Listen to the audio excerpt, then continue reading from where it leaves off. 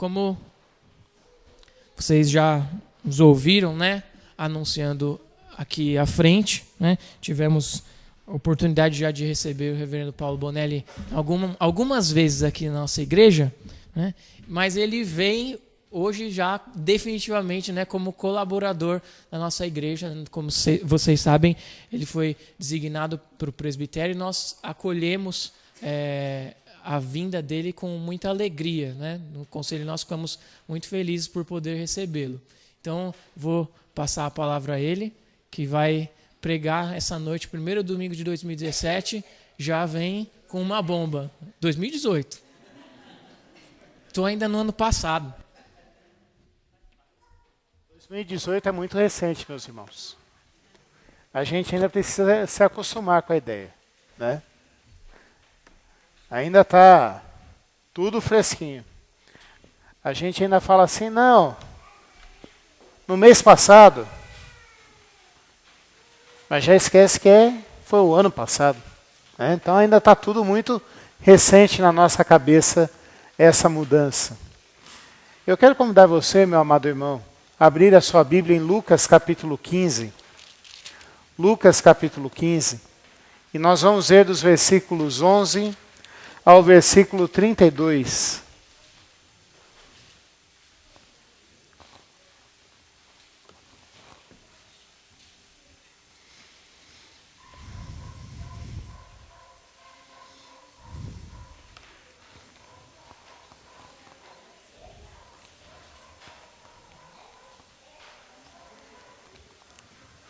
Lucas capítulo 15, nós vamos ver dos versículos 11 ao 32.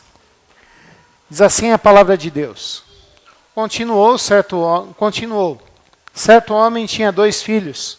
O mais moço deles disse ao seu pai, Pai, dá-me a parte dos bens que me cabe. E ele lhes repartiu os haveres. Passados não muitos dias, o filho mais moço, ajuntando tudo que era seu, partiu por uma terra distante e lá dissipou todos os seus bens, vivendo dissolutamente. Depois de ter consumido tudo, sobreveio àquele país uma grande fome, e ele começou a passar necessidade. Então ele foi e se agregou a um dos cidadãos daquela terra, e este o mandou para os seus campos a guardar porcos. Ali desejava ele fartar-se das alfarrobas que os porcos comiam, mas ninguém lhe dava nada. Então, caindo em si, disse, quantos trabalhadores de meu pai têm pão com fartura, e eu aqui morro de fome? Levantar-me-ei e irei ter com meu pai, e lhe direi, Pai, pequei contra o céu e diante de ti. Já não sou digno de ser chamado teu filho. Trata-me como um dos seus trabalhadores. E levantando-se, foi para seu pai. Vinha ele ainda longe, quando seu pai o avistou, e compadecido dele, correndo, o abraçou e beijou. E o filho lhe disse, Pai, pequei contra o céu e diante de ti. Já não sou digno de ser chamado teu filho. O pai, porém, disse aos seus servos, trazei depressa a melhor roupa, vestiu, ponde-lhe um anel no dedo, e sandália nos pés. Trazei também e matai o novilho cevado, comamos e regozijemo-nos. Porque este meu filho estava morto e reviveu, e estava perdido e foi achado, e começaram a regozijar-se. Ora, o filho mais velho estivera no campo, e quando voltava ao aproximar-se da casa, ouviu a música e as danças. Chamou um dos criados e perguntou-lhe que era aquilo. E ele informou, veio teu irmão e teu pai mandou matar o novilho cevado, porque o recuperou com saúde. E ele se indignou e não queria entrar. Saindo, porém, o pai procurava conciliá-lo. Mas ele respondeu a seu pai, há tantos anos que te sirvo, sem jamais transgredir uma ordem tua, e nunca me deste um cabrito sequer para alegrar-me com os meus amigos. Vindo, porém, esse teu filho, que desperdiçou os teus bens com meretrizes, tu mandaste matar para ele o novilho cevado. Então lhe respondeu o pai, meu filho, tu sempre estás comigo, Tudo que é meu é teu. Entretanto, era preciso que nos regozijássemos e nos alegrássemos, porque este teu irmão estava morto e reviveu, estava perdido e foi achado. Vamos orar mais uma vez, meus irmãos? Senhor nosso Deus e Pai, nós estamos alegres na tua presença. Estamos felizes porque podemos entrar na tua presença e podemos render graças a ti, reconhecendo que somos pequeninos, Pai, que somos pecadores e carecemos do Senhor, Pai. Senhor Deus, nós queremos te implorar e te suplicar que o Senhor nos abençoe agora, que o Senhor nos ilumine com o teu Santo Espírito, Pai, que o Senhor desvende os nossos olhos, que o Senhor abra os nossos ouvidos, Pai Santo, que o Senhor amoleça o nosso coração, para que nós possamos guardar no coração a tua palavra, Pai Santo, para que nós possamos ouvi-la com os teus ouvidos, Pai, e contemplar as maravilhas da tua palavra, Pai, e sermos edificados pelo Senhor. Essa é a nossa oração, Pai, e te imploramos que o Senhor use o teu servo para edificar o teu povo, Pai. Essa é a nossa oração em nome de Jesus Cristo. Amém. Quem não tem uma história para contar aqui? Às vezes nós temos histórias divertidas, alegres. Às vezes nós temos histórias tristes, mas todos nós temos histórias para contar. E muitas vezes, dessas histórias, nós conseguimos tirar uma lição para a nossa vida ou para a vida de alguém. Quem nunca contou uma história do dia a dia? Jesus Cristo também escolheu contar histórias. Histórias comuns, corriqueiras naquele tempo. No capítulo 15, Lucas registrou 3 parábolas que aconteceriam com frequência no povo de Israel e naquelas pessoas. A primeira é da ovelha perdida. Eles eram um povo agrícola. Eles eram um povo que não tinha indústrias. E com certeza, o que eles comiam muito eram ovelhas e carneiros. Pastor, não tinha vaca lá não? Vaca é uma coisa mais do nosso tempo. Naquela época o que eles comiam muito eram peixes, ovelhas, cabritos, cordeiros. E esse era o sustento deles. Era da ovelha também se tirava lã. E era comum alguém perder uma ovelha. Era comum alguém ver o seu animal fugir e ter que ir atrás dele também. Era comum também as pessoas perderem algum dinheiro. Aliás, é comum até hoje para nós. Quando a gente quer esconder algum dinheiro para ter mais tarde e não deixar no banco, a gente coloca bolso de paletó. A gente coloca numa gaveta que a gente abre pouco. As senhoras gostam muito de colocar dentro de pote, dentro da cozinha, ou dentro de xícara.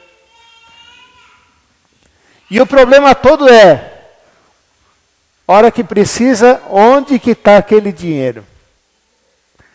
Daí você vê todo mundo procurando dentro da casa inteira até achar aquele dinheiro.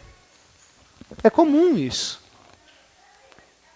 E infelizmente, meus irmãos, é comum também ter uma família onde há problemas. É comum também. Não é privilégio do nosso tempo. Não é privilégio do nosso povo. Não é privilégio de agora. O Vitor leu Esaú e Jacó. Problema de relacionamento ali. E Jesus Cristo conta uma parábola para ilustrar e para que quem tivesse ouvido, para quem Deus abrisse o coração, entendesse o que estava sendo falado através daquela lição para as pessoas. E Jesus Cristo conta essa história pensando nos dois públicos que estavam ouvindo aquela história, aquela parábola. Porque Jesus Cristo sempre andava junto com os gentios. Quem eram gentios? Eram as pessoas que não eram religiosos. E pessoas pessoas que não eram judias, vindas de outros povos. E havia também junto com Jesus Cristo, e eles gostavam de ouvir a Jesus Cristo, porque viam em Jesus Cristo um rabi, um rabino, um mestre para eles. Os religiosos judaicos, os fariseus, os saduceus, andavam junto com Jesus Cristo porque gostavam de ouvir a Jesus Cristo e de aprender com Jesus Cristo. Apesar de que em muitos pontos eles discordavam do Senhor Jesus. Então Jesus Cristo contou essa história para os gentios e também para os religiosos. Pastor, mas ele não contou para os seus discípulos? Claro que contou para os seus discípulos. Mas os discípulos de Jesus Cristo estão junto com os gentios. Eles fazem parte do grupo dos gentios. E qual a história que Jesus Cristo nos contou? Ou contou para aquele povo naquele momento? Jesus Cristo contou essa história dessa família. Um pai tinha 2 irmãos, e você não vai ouvir a figura da mãe, porque naquela época era o patriarcado. Pastor, era sempre assim que funcionava? A gente vê na Bíblia que não era sempre assim que funcionava. É, pastor? É. Quem que mandava na casa de Isaac? Era ele ou era Rebeca?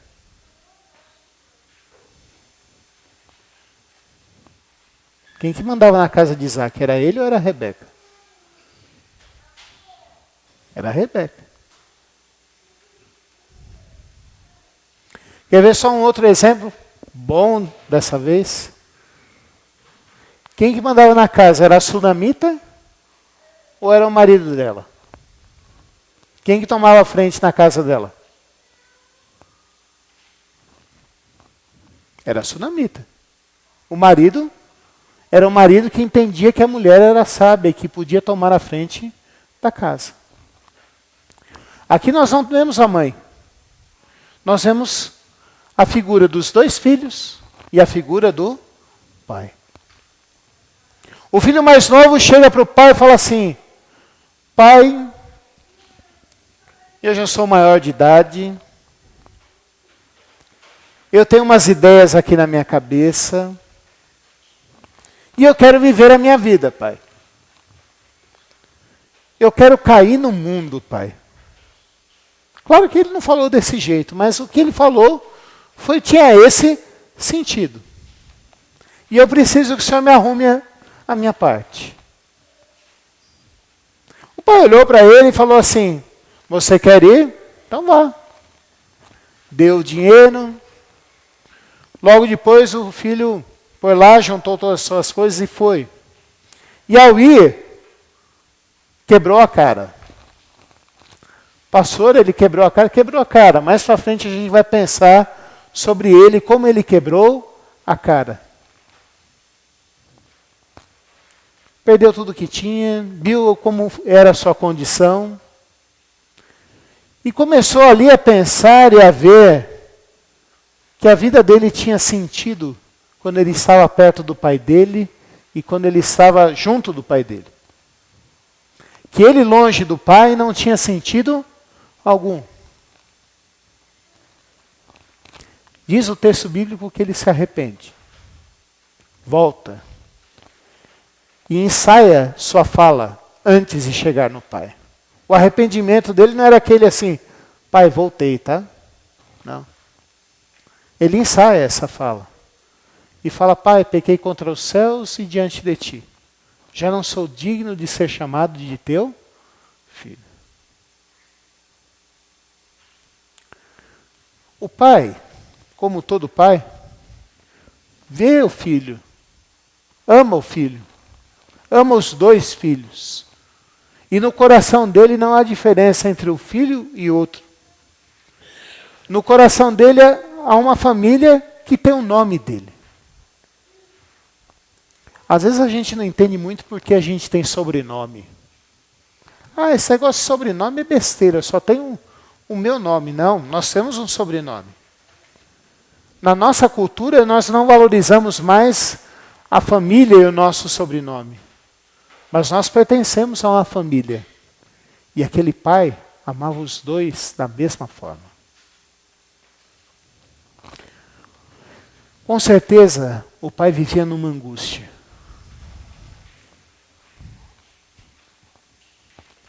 Eu não sou pai, mas eu gosto de fazer algumas coisas. Cada programação na igreja que a gente faz é um parto para o pastor e para o conselho. É mesmo, é. Ou para quem está na frente liderando.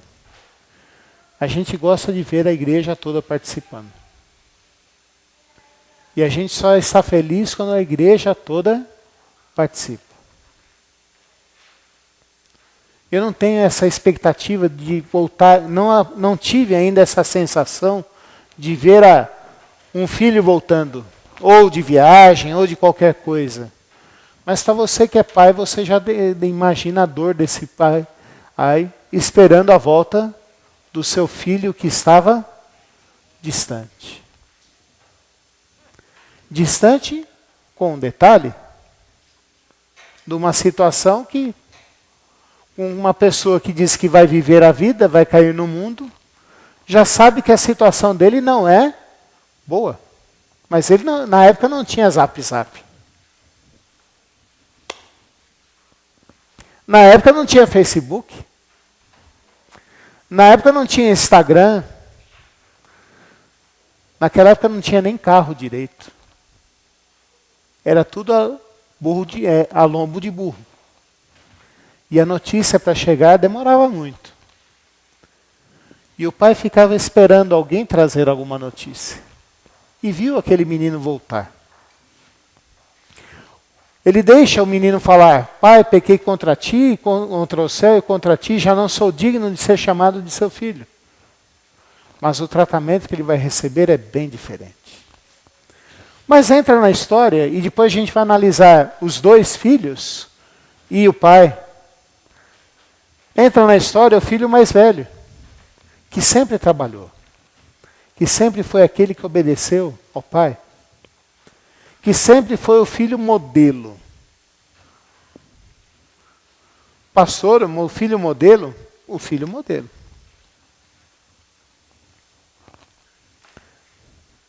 Era aquele filho que todo mundo queria ter.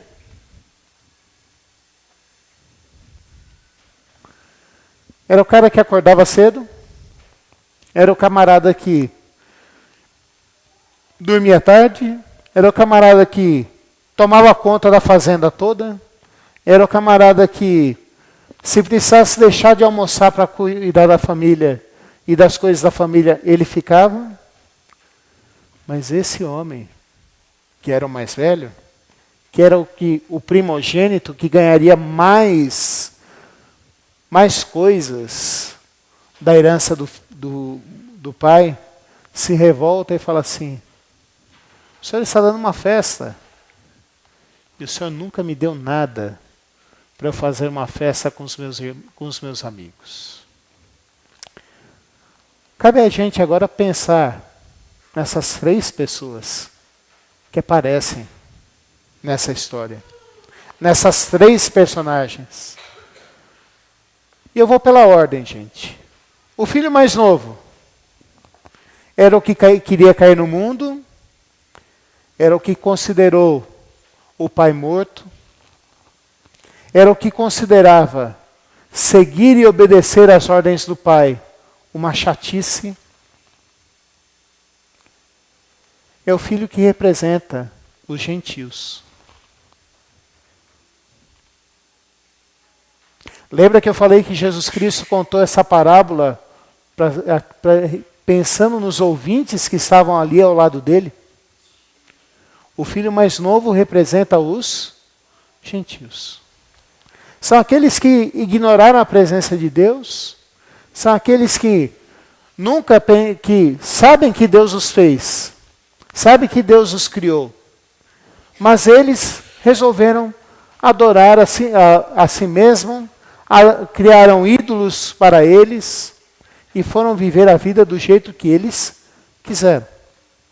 E o resultado da vida deles está claro no texto e está claro também na vida que eles levavam. Porque muitas vezes a gente coloca Israel sempre como um povo que foi punido por Deus. Israel realmente, em alguns momentos, foi punido pelo Senhor. Mas ele era um povo abençoado por Deus. Ele era um povo que tinha a graça de Deus sobre a sua vida. E era um povo amado por Deus. O que acontece? Os gentios agora entendem que a vida deles não fazia mais sentido estando longe de Deus. E agora se arrependem e falam: eu não quero ser tratado como teu filho, mas eu quero ser tratado como um servo. E aqui, meus irmãos, a palavra aqui que foi traduzida, doulos aqui que foi traduzida, é uma palavra que tem duplo sentido.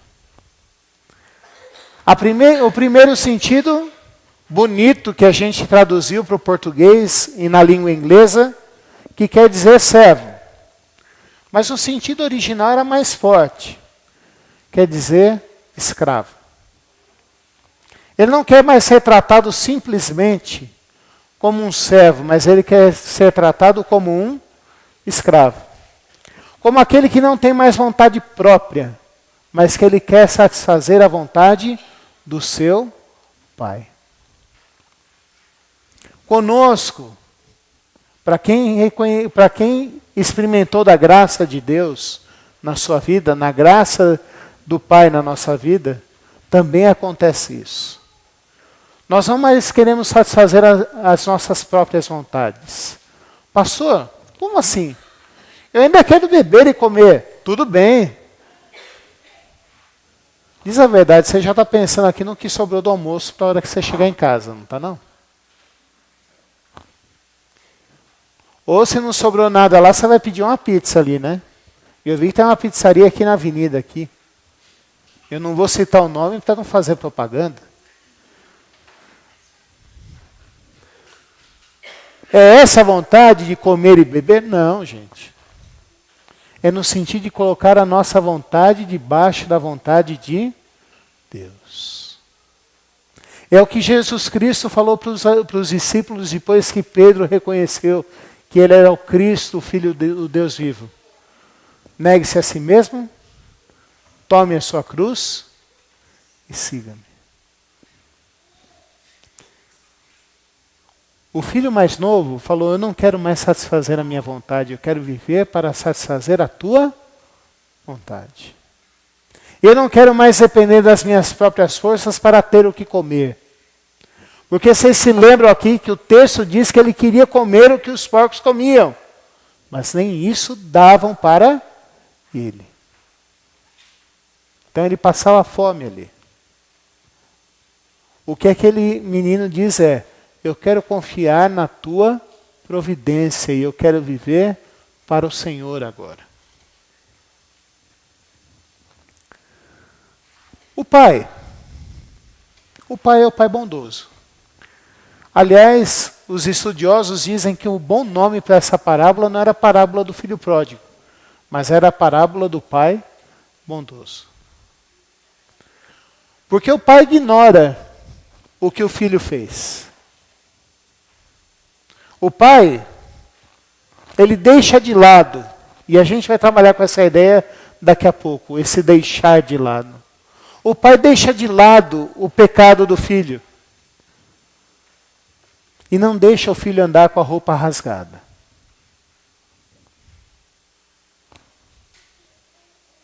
Você pensou nisso já? Que aquele menino que saiu com todo luxo, saiu com toda a roupa que ele tinha, com a roupa melhor que ele tinha, usando aqui o linguajar nosso. Ele foi no shopping Guatemi, comprou tudo que tinha do melhor e saiu por aí porque ele queria se ostentar. Ele queria se ostentar. Ele queria andar nos panos. Ele queria andar com as roupas de marca.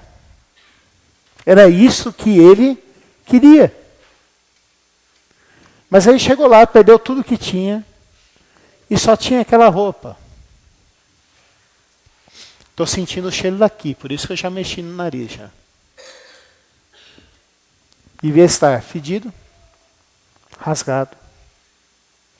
Ele que saiu com a melhor sandália, agora não tinha mais sandália, andava descalço. E o pai chega para ele e fala assim, para os seus servos, e fala assim, coloque a melhor roupa, ele não vai passar por essa vergonha. O pai é o pai bondoso. Porque é o pai que perdoa o pecado do filho. O pai é aquele que ama o filho apesar de quem ele é e transforma a vida do filho. O filho mais velho representa Israel. O filho mais velho representa a Israel. E essa figura do filho mais velho foi falado pensando nos judeus. Pensando naqueles que falam assim, eu vou para o céu porque eu sigo a palavra de Deus. Eu espero que não tenha ninguém aqui. Mas tem muita gente que fala assim, eu mereço um cantinho mais perto de Deus lá no céu. Já ouviram isso? É para essa gente que Jesus Cristo contou a parte do filho mais velho. Por quê? Porque Israel era um exemplo mesmo. Apesar dos seus pecados, eles eram um exemplo. Eles entenderam depois do cativeiro babilônico que eles eram nação santa, povo de propriedade exclusiva de Deus, e que eles eram sacerdotes naquele tempo. Mas eles não entendiam, e não entendem até hoje os judeus, que a salvação é pela graça. Eles acham que a salvação é através das suas obras. Mas mais ainda, o filho mais velho, apesar de seguir a Deus, ou apesar de obedecer ao pai, ele não tinha alegria de estar na presença do pai. E o pai se vira para ele e fala assim, tudo que eu tenho é teu. Vá lá e aproveite. Quais lições que a gente pode tirar desse texto para a nossa vida hoje? Quais lições nós podemos aprender para isso? Ah, faltou uma coisa aqui que eu tenho que falar ainda. A recepção. Trocou de roupa, colocou um anel no dedo para representar a sua filiação, para representar que era de uma família nobre, e deu uma festa.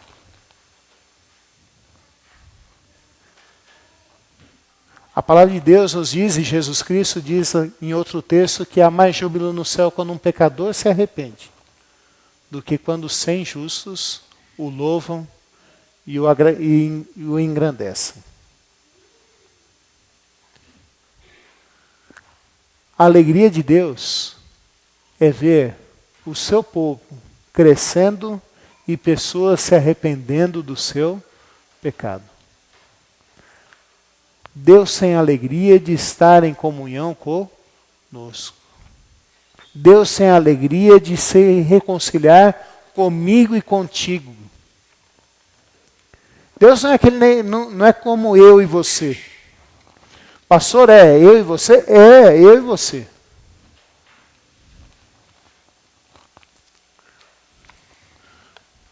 E eu me lembro quando eu era criança.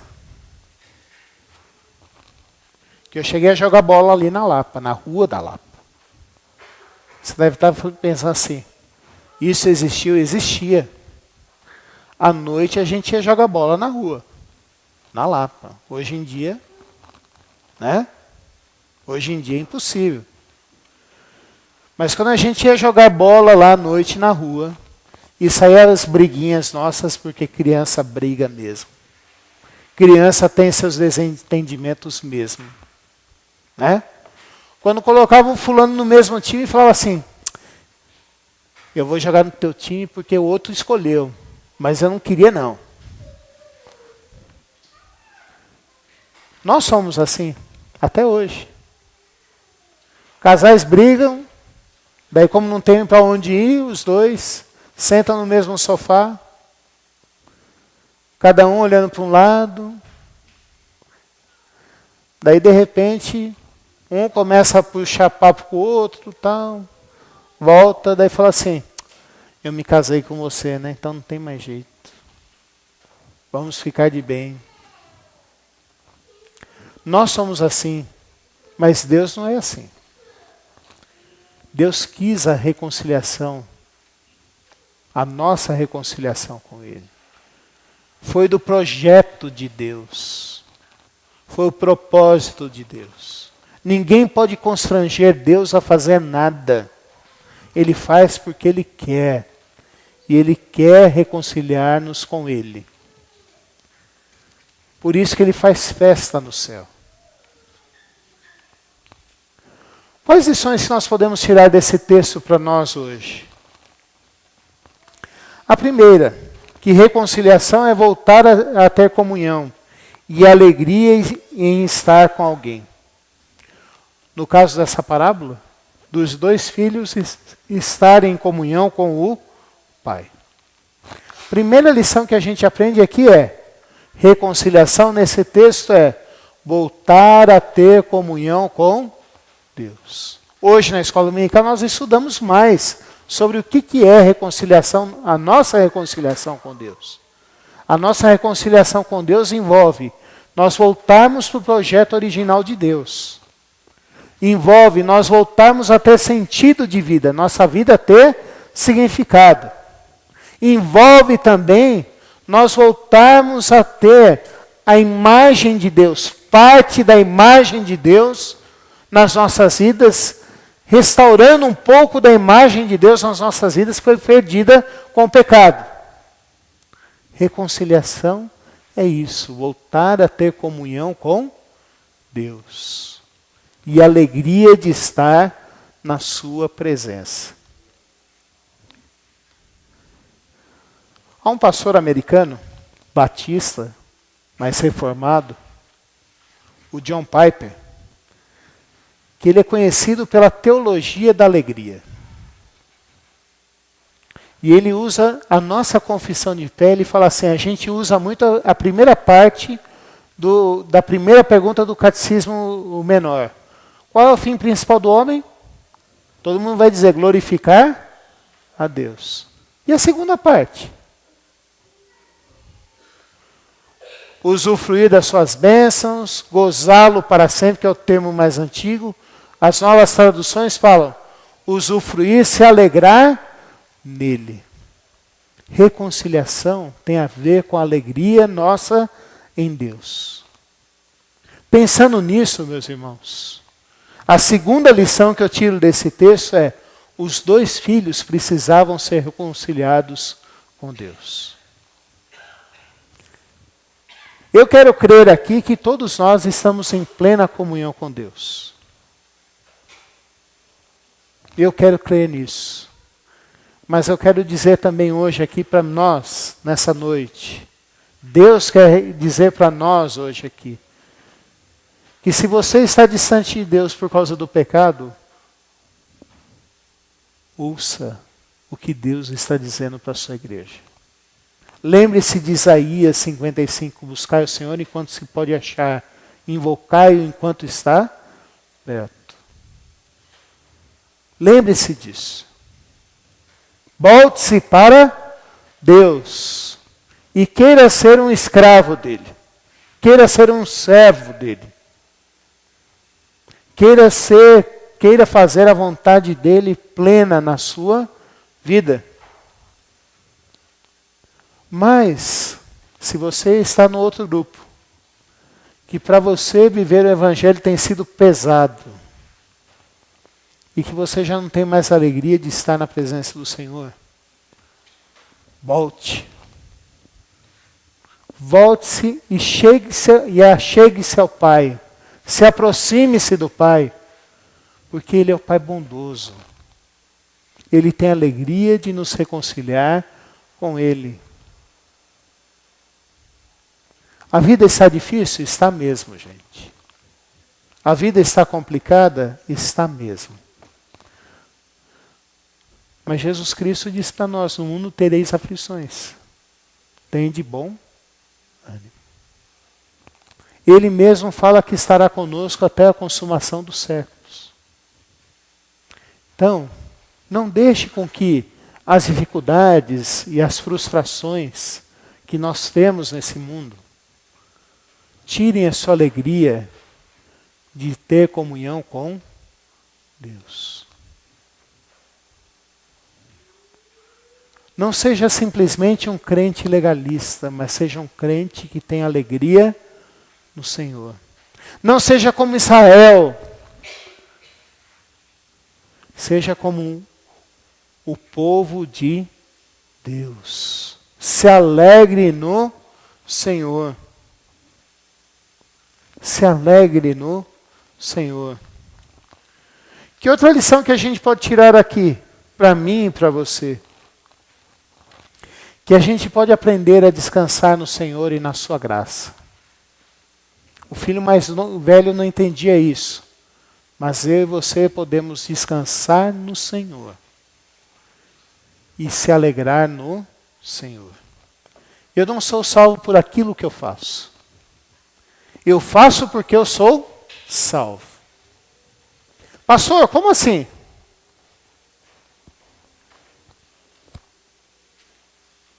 Eu não guardo o quarto mandamento para ser salvo.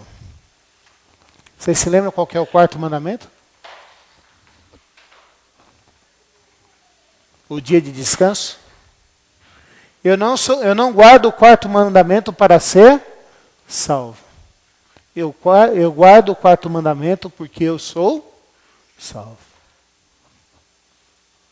Eu honro meu pai e minha mãe, que é o quinto mandamento, não para ser salvo. Mas eu honro o meu pai e minha mãe porque eu sou salvo. Eu posso descansar na graça de Deus. Eu posso descansar no sacrifício de Cristo na minha vida. Eu posso descansar que Ele está cuidando de mim a todo momento e a todo instante. Por isso eu posso me alegrar nele. Uma terceira lição aqui, ou quarta lição que que eu aprendo aqui. Que o que nos permite a reconciliação com Deus é o sacrifício de Cristo. Nós vemos isso em Romanos capítulo 5. O que nos permite reconciliação com Deus é o sacrifício de Jesus Cristo. E aqui eu quero retomar a ideia por que o Pai deixou impune o pecado do filho mais novo. Porque Jesus Cristo morreu pelos nossos pecados. Deus é santo, Deus é justo, Deus é perfeito. Deus não pode nos perdoar se nós não cremos em Jesus Cristo. Porque para haver remissão de pecados, precisa haver derramamento de sangue. Porque Ele é justo. Mas Ele proveu, Ele deu Jesus Cristo como sacrifício por mim, por você no nosso lugar. Através do derramamento de sangue de Jesus Cristo, eu e você temos as nossas vestiduras lavadas. Usando o que o João escreve em Apocalipse, nós tivemos as nossas vestiduras lavadas no sangue do Cordeiro. Agora elas estão brancas e agora eu posso ir diante de Deus justo, santo e perfeito, e me reconciliar com Ele.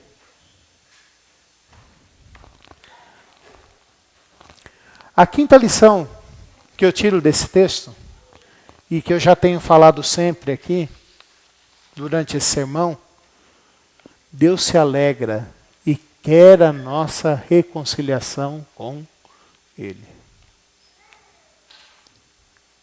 O que eu devo fazer hoje, então? Eu devo sair daqui pensando nisso.